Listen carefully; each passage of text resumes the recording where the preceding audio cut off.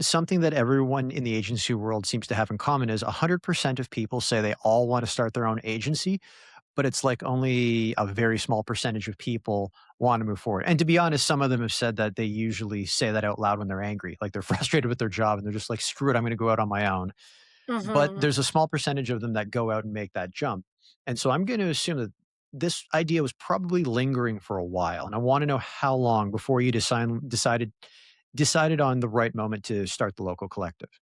No, I think it wasn't that long. If you would have asked me when I was even at Red Lion, like early days of Red Lion, if I wanted to start my own agency, I would have said, "Absolutely not. I'm not crazy." Really?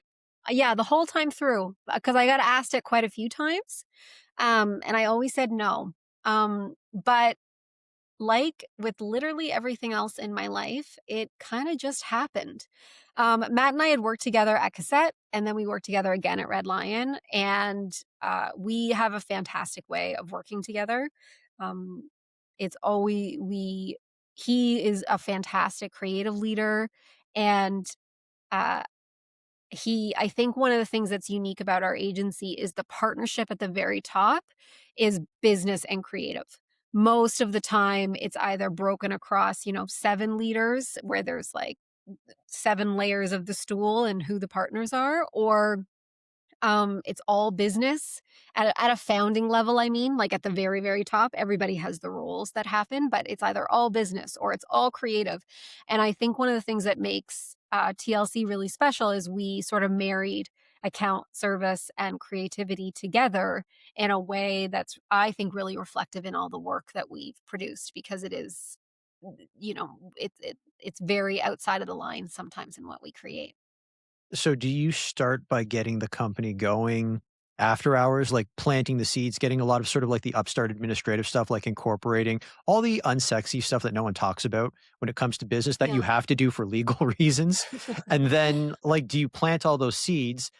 And then do you just kind of like at what point do you say, okay, the seeds are planted. If this is going to grow, we've got to leave Red Lion or I've got to Yeah. make a jump.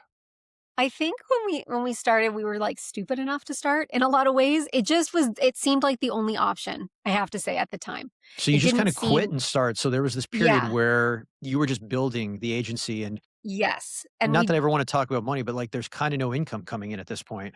yeah, it wasn't the best, but I like the way you put that.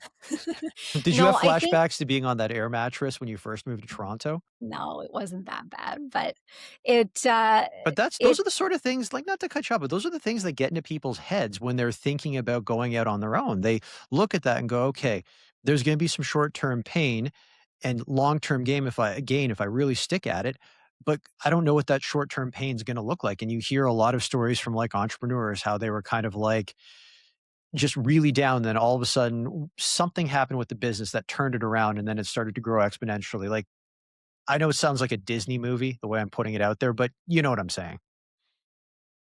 I think success doesn't happen overnight.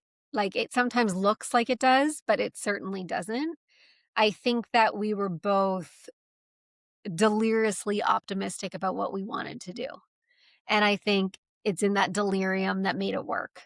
Like I think it when I say it felt like the only option for us, it really felt like the only option. And had anything else seemed like a viable option, I am positive we would not be here today.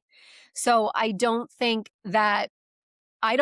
being an entrepreneur, especially in this city at this level that we're competing against, I think it's just something that kind of overtakes you a little bit and doesn't you have to do it.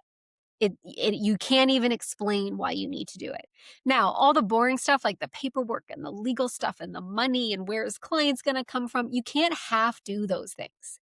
You Yes, you can't can't. half start a creative agency in Toronto. That's called freelance. Like if you're going to have an agency through the ups and downs, then you're going to have an agency through the ups and downs. There is no day that is purely great and there is no day that's purely bad. It is a roller coaster every week, something great and wild and how the hell what just happened? That happens every week. So it's not just the client's business that we're always trying to win and earn their trust and deliver fantastic results. It is our reputations on the line every single time something goes out. It has to be great.